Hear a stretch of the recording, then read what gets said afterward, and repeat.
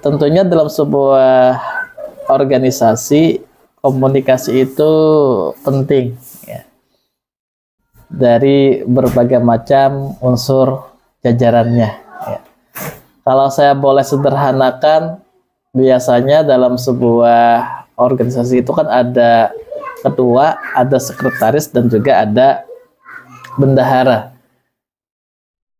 digabung dengan kaur-kaurnya gitu ya. Nah, kalau kita padukan dengan aparat desa, misalnya kita sederhanakan ada kepala desa, sekretaris desa, dan bendahara desa beserta jajaran di bawahnya. Ya, ibaratnya kan sebuah jalannya pemerintahan itu akan efektif jikalau ada komunikasi yang baik.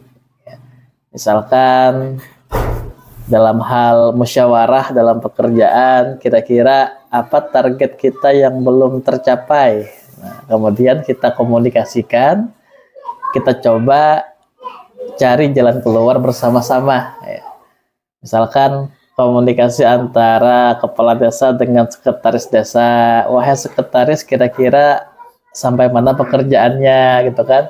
Apakah ada yang belum tercapai targetnya? Apakah ada yang perlu dibantu pekerjaannya gitu kan? Kemudian ke bendahara desa juga, wahai bendahara, bagaimana pekerjaannya? Ada nggak kira-kira kendalanya seperti apa? Musyawarah. Nah, karena biar bagaimanapun lewat komunikasi ini akan tercipta sebuah pekerjaan maupun pelayanan yang efektif, yang baik ya. Ya ibarat rumah tangga tuh kan, kita kalau berumah tangga tuh laki lawan bini kan bawa pantilan aneh juga kan.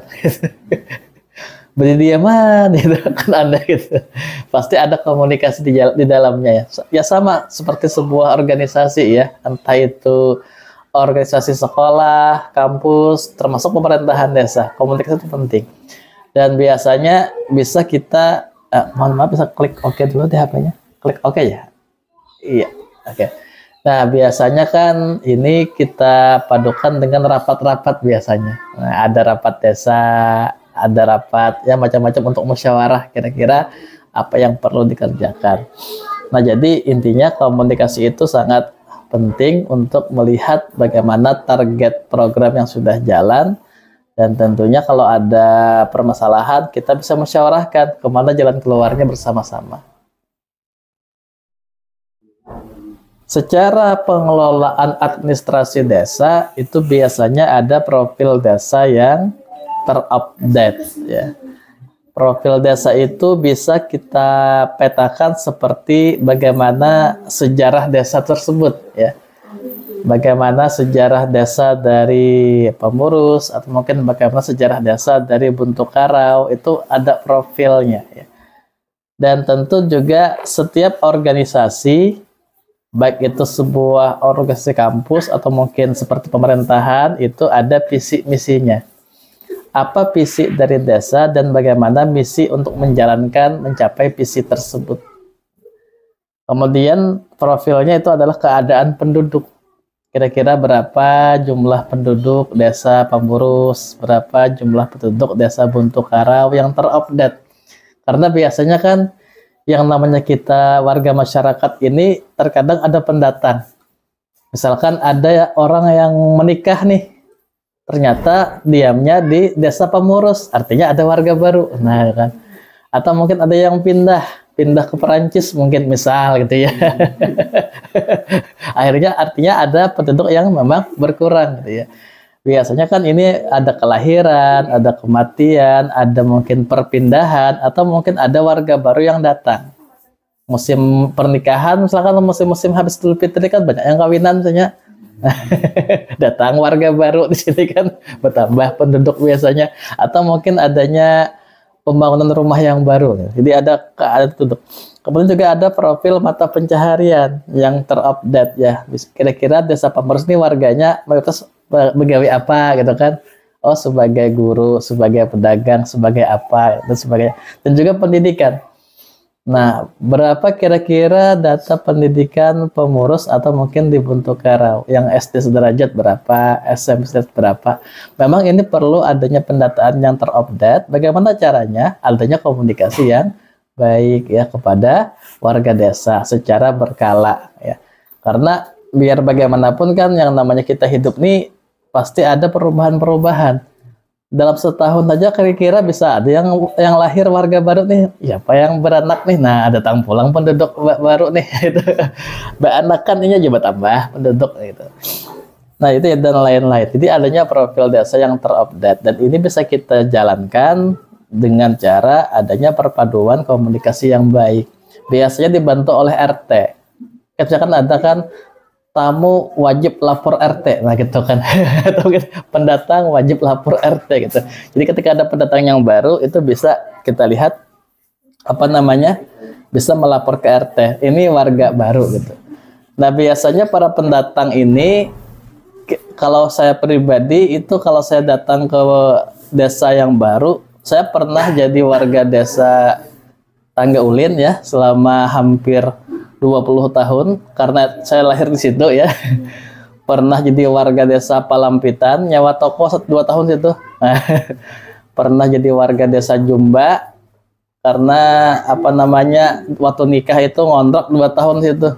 Sampai yang paling betul kan warga desa Pamintangan, sekarang sudah sekitar 12 tahun. Nah, biasanya saya tuh selalu lapor ke RT. Oh, saya nyewa rumah di sini agar RT tahu. Atau minimal kalau kita kan umat Islam kan, kita tuh kalau sholat itu kan ada musala. Nah, berjamaah. Nanti melihat warga desa, siapa nih jamaah baru nih. Nah, itu. Akhirnya kenalan ya. Oh, ulun diam di sini, ulun berumah di sini, ulun mungkin menyewa rumah di sini, akrab, terdata. Ya minimal tahu lah RT, oh ternyata ada pendatang di sini. Nah, kalau saya tuh biasanya kalau ada salat berjamaah atau mungkin ketika ada acara-acara entah itu haulan atau pengantinan di kampung menimbul. Nah, akhirnya kenalan dengan warga-warga desa di situ. Nah, jadi kalau saya pribadi udah pindah-pindah ya, Tangga Ulin itu sudah 20 tahun jadi warga Tangga Ulin. 2 tahun jadi warga Palampitan, 2 tahun jadi warga Jumba, 13 tahun jadi warga Pamintangan sampai sekarang. Desa Pamintangan gitu. Karena saya tuh apa namanya, bolos rumah di Pamintangan. Saya ingat sekali ketika pertama kali jadi pendatang di desa itu, saya langsung lapor ke RT.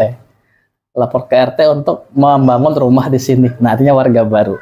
Meskipun KTP saya masih KTP yang di desa yang Tangga Ulin gitu ya, belum diupdate KTP saya gitu. Tapi minimal kita ada komunikasi. Nah, jadi adanya profil desa yang terupdate itu bisa komunikasi, bisa dari warga desanya yang memang lapor ke RT atau mungkin ke aparat desa, atau aparat desa jemput bola. Oh ternyata ada pendatang baru nih, siapa gitu kan, kenalan. Nah itu biar kita tahu, oh ini penduduk warga kita. Nah, kemudian kalau kita mengacu secara teoritis ada Permendagri nomor 47 tahun 2016. Jadi ada beberapa, ini tentang administrasi desa. Jadi ada beberapa administrasi desa seperti administrasi umum, kemudian ada kependudukan, ada keuangan, ada pembangunan dan lain sebagainya. Kalau yang umum ini seperti buku administrasi umum, misalkan buku tentang peraturan desa, buku tentang kearsipan, buku tamu, ya kalau ada warga datang akan ngisi buku tamu kan, nah itu dan sebagainya. Kalau kependudukan tuh biasanya memang terupdate. Nah, berapa jumlah laki-laki, berapa jumlah perempuan di warga desa kan. Kemudian juga kalau keuangan ini kan berhubungan dengan bendahara. Sekarang kan sudah masuk ke sistem Seskuedes, sistem keuangan desa. Sekarang udah mulai digital. Kalau pembangunan ini kan kalau desa kan ada pembangunan fisik, ada pembangunan non fisik. Kalau fisik itu kan seperti membangun gedung dan sebagainya. Kalau fisik kan seperti pelatihan-pelatihan. Nah, biasanya ini berhubungan dengan RPJMdes dan RKPdes. Kira-kira targetnya itu apa pembangunannya? Nah, berhubungan dan administrasi lainnya. Nah, ini kalau kita mengacu secara teoritis ya, Permendagri nomor 47 tahun 2016. Dan tentu juga dalam sebuah organisasi itu adanya kearsipan. Surat masuk, surat keluar gitu ya. Kemudian juga tentang data penduduk desa. Nah, saat ini kalau zaman dulu mungkin kita mengarsipkannya dengan cara manual. Mungkin ada folder apa namanya yang map yang ganal tuh, Akhirnya lemari hibak, hibak lemari, perlu ruangan. Nah sekarang alhamdulillah kan kita sudah ada semacam aplikasi digital, entah itu foto dan sebagainya. Bahkan arsip yang 3 lemari itu bisa disulap menjadi satu buah flash disk sekarang dalam bentuk file ya.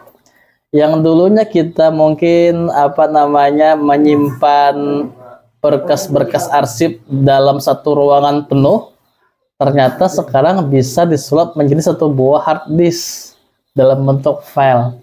Nah memang ini diawali dengan cara bisa di PDF-kan gitu ya. Misalkan ada surat masuk di PDF-kan, kita bikin sebuah file khusus, file arsip di komputer atau mungkin laptop desa. Sehingga ketika mencari arsip mudah ya. Kalau kita di kampus tuh biasanya sekarang menggunakan cam scanner, ya kan, cam scanner. Misalkan kalau di yayasan tuh ada surat masuk cam scanner gitu. Nanti ada file surat masuk tahun 2024 lengkap tuh. Surat dari BEM, surat dari Mapala ya, surat dari aparat desa, surat dari pemerintahan, surat cinta nggak ada ya. Surat masuk. Nanti ada surat keluar foldernya gitu. Nanti ada proposal, permohonan. Nah, ada tuh foldernya. Nah, kalau zaman dulu mungkin sekitar 5-10 tahun lalu itu hibak lemari. Sekarang alhamdulillah sudah bisa dalam bentuk digital, termasuk di laptop saya lengkap nih. Ijazah saya dari TK ada nih. Ijazah TK, SD, SMP sampai S3 lengkap di sini. Dalam bentuk file ada ya. Ijazah, buku nikah sudah jadi file kan. KTP juga saya jadikan file, kartu keluarga, sertifikat tanah saya itu bentuk file. Jadi ada file digital, ada file yang aslinya. Nah, ini memudahkan secara kearsipan. Nah, mungkin kita bisa menggunakan sarana ini untuk memudahkan penyimpanan berkas-berkas desa. Termasuk berkas pribadi nanti kawan-kawan. Kalau sudah nikah, buku nikah diarsipkan, file kan, KTP di file kan gitu ya. Ijazah dari TK di file kan. Ini kalau saya buka lengkap nih. Contoh kalau saya buka contoh arsip saya. Di sini ya, ini saya tuh ada profil. Profil tuh artinya profil saya ya. Ini contoh arsip untuk data pribadi. Nah, ini foto ijazah SMA saya. Nah, dari TK ya. Kalau ini dari saya TK sampai saya S3. Lengkap ya, foto ijazah. Kalau untuk ijazah lengkap di sini. Misalkan profil, profil ya. Nah, ini ijazah saya. Ijazah S1 ya. Nah, ini S1 Setiamunda ya. S2, S3, ini SMP. Nah, ini TK. Taman kanak-kanak ya. Tahun 1993 sudah lahir. Kawan-kawan. Belum. Kalau Bapak sudah lahir Bapak ya. 93. Saya TK 93 Pak lulusnya. Nah, ini ada ijazah SMP, ada SD ya. Ini transkrip nilai S2, nah kayak gitu. Ini SD. Nah, itu kan artinya apa? Artinya file-file berkas desa yang banyak satu lembar itu bisa kita sulap menjadi sebuah file yang tersimpan secara ini ya. Dan kita bikin folder. Ini saya tuh folder ijazah. Ada folder Japung, folder sertifikasi dosen saya. Kalau buku nikah sebagainya ada lagi tuh. Buku nikah, kartu keluarga, kartu KTP dan sebagainya. Nah, itu. Nah, itu contoh ya, contoh pengarsipan secara digital. Jadi nanti bisa diberdayakan di desa. Kalau sekarang kan kalau handphone ini kan ada aplikasi cam scanner kan. Kita PDF-kan, surat masuk PDF-kan, surat keluar. Nanti folder surat masuk tahun 2022. Nanti 2023 itu untuk folder. Ini mudah untuk dicari. Nah, kemudian memang nanti ada data inventaris sarana. Dengan cara apa? Dengan cara memetakan sarana pada kantor desa. Misalkan nanti di desa Pamurus atau desa Buntukarau berapa jumlah kursi. Nah, kita petakan ya. Berapa jumlah komputer. Berapa jumlah meja. Nanti bisa ditandai entah itu dengan cara pilok ya, yang berpilok, atau dengan cara stiker. Misalkan Data sarana desa pengurus tahun 2022 tempel di meja atau di kursi ya. Kalau di yayasan di ruangan saya tuh ada televisi, ya, ada laptop, ada meja, kursi, meja rapat, rak besi, lemari itu semua bertempel tuh. Dan ada pembukuannya. Jadi tahun pembelian ada, kode barang juga ada. Nanti juga bagaimana kondisi sarananya. Misalkan oh datanya ada 10 kursi di desa ini. 8 kondisinya baik, 2 rusak. Nah, kan terkadang kan juga yang rusak kan. Nah, dan juga pemberian label pada sarana. Nah, biasa kalau untuk meja kursi itu bisa pakai velg ya. Tapi kalau televisi jangan ya. Karena itu kan sekarang kan TV layar kan, cukup stiker aja. Kalau velg lucu kayaknya TV-nya bacot gitu. Nah, ini untuk pemberian label pada sarana. Waalaikumsalam ya. Gitu. Nah, jadi kalau terpetakan seperti ini lebih mudah dalam hal penggunaan sarana kita, ya. Nanti bisa, oh ini ada Acer, LCD proyektor. Kita nanti kalau bisa mahasiswa tolong dibantu untuk data sarana desa ya. Nanti kan ini ada Acer nih, nanti bikin stiker, data desa pengurus sarana pengurus kan pembelian tahun berapa tempel. Nah itu. Atau mungkin di kursinya tempel untuk apa namanya pendataan sarana di desa pengurus atau mungkin di desa bentuk karau. Oke. Nah kemudian ada buku administrasi desa seperti buku pengunjung atau tamu. Seperti kemarin kan saya pertama kali datang kan mengisi buku tamu kan. Nah buku tamu kan. Nah hari, tanggal, keperluan, tanggal itu kan saran masukan itu. Dan bisa kalau saya masuk ke kantor desa selalu ada buku tamu biasanya. Nah itu. Kemudian ada buku peraturan desa. Ini berhubungan dengan peraturan yang memang dibikin oleh aparat desa bersama BPD.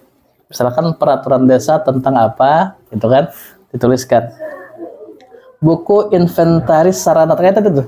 Kita berikan label pada sarananya kita tulis di pembukuan. Ya. Data sarana tahun 2022. Ini sarananya kan. Nanti data tahun 2023 ini.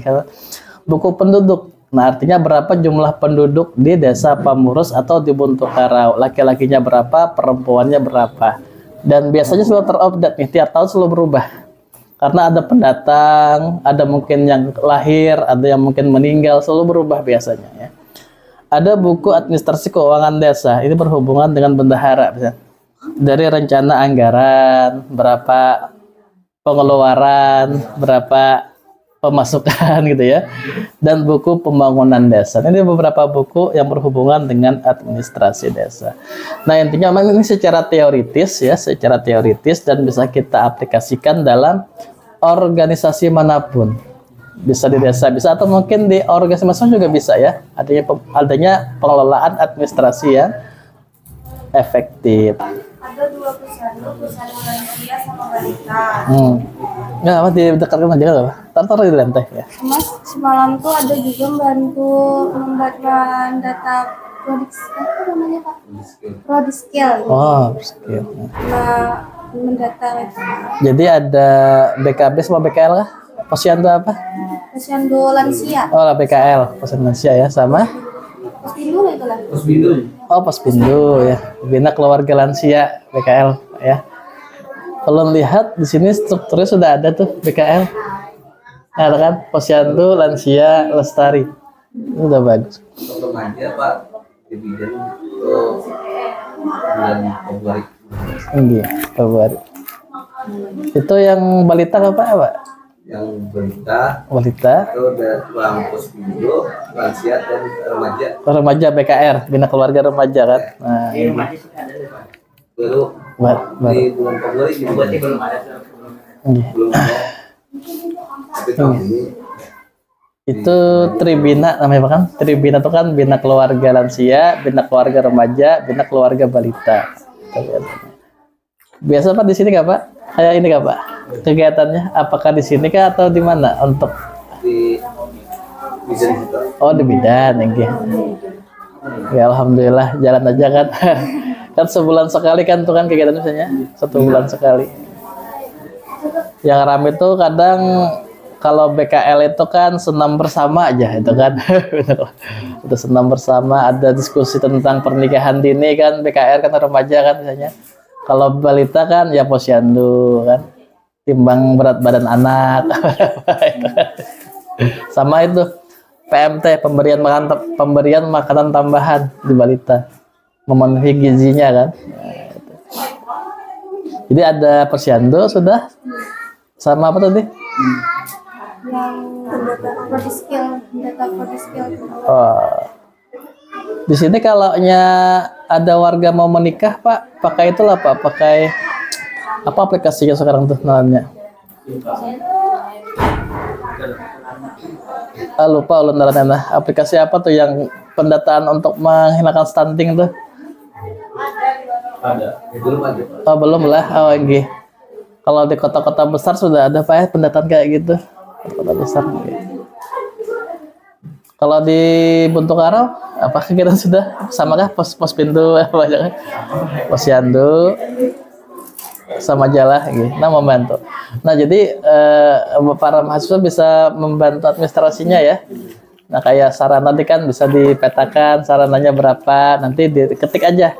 Oh desa kantor desa pengurus berapa jumlah kursi, ketik. Berapa jumlah meja, ketik gitu kan. Nanti print, beli figura kecil, tempel di dinding kan. Jadi data sarana desa pengurus tahun 2025 tempelkan, nanti sarannya bisa ditempel atau di stikeri. Misalkan jumlah kursi 10, jumlah meja berapa gitu kan. Nanti di bawah tanda tangan kepala desa. Nah, ini kan terdata data sarananya. Kalau di Buntukaro sudah ada data sarana? Belum ya? Kalau belum nanti bisa dibantu dibikinkan juga ya. Berarti Pak itu tuh ngolah kayak gitu. Ya? Bu, ini aja apa namanya? Ya, satu lembar aja, satu lembar. Jumlah meja berapa, jumlah kursi berapa kan? Nah itu. Nanti apa figura itu kan sekitar 25.000 lah rasanya harganya ya. Nanti di print, tempel di figura, anak di figura tempel di dinding. Nah, tahun 2025. Tentu caranya kan kita hitungin dulu jumlah kursinya 1, 2, 3 berapa, itu ketik. Print gitu kan. Nah, minimal ada warisan dari Mas Wastia Munta ya kan untuk mendata sarana di sini, membantu desa di situ ya. Nah. Baik, ada mungkin di-sharingkan? Kalau nggak ada, kita ini aja langsung ada.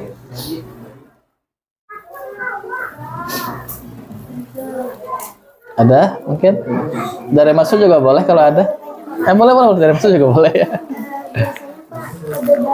Dapat dari mana dok? Oh kode. Baik, memang kalau pengkodean barang atau sarana itu tidak ada semacam aturan khusus, kembali kepada enteran kita ya, kembali kepada organisasi kita. Kira-kira formatnya mau seperti apa? Kalau saya di kampus di ruang S itu cukup sebatas ini aja. Tanggal tahun pembelian, kemudian kode barang itu kode semacam ini aja, laptop nama barangnya gitu ya. Jadi cuman tahun, nama barangnya apa, ya sudah itu aja ya kan. Nanti disesuaikan dengan stiker, kita tempel di stiker gitu ya. Oh nah nggih tata mau pulang kita, alhamdulillah ya. Nanti sambil dibagiannya nasi kotaknya, nasi kotak konsumsinya ya dibagi. Alhamdulillah. Nanti Pak kami di dalamnya. Enggak ya. Nah jadi karena belum ini ya, bisa dibantu di desa Pamurus atau Buntukaro ya, dibantu. Pak, ya. pemberian label tuh yang pada barang sesuai tahun dapatnya tuh, atau yang pas kita melabeli? Biasanya tahun pembelian, biar ketahuan berapa kalaunya kalaunya kita beli makanan kan tuh ada expired kan. Nanti ketahuan tuh kalau kita beli ini, oh ternyata kursinya sudah berusia 10 tahun tuh. gitu ya.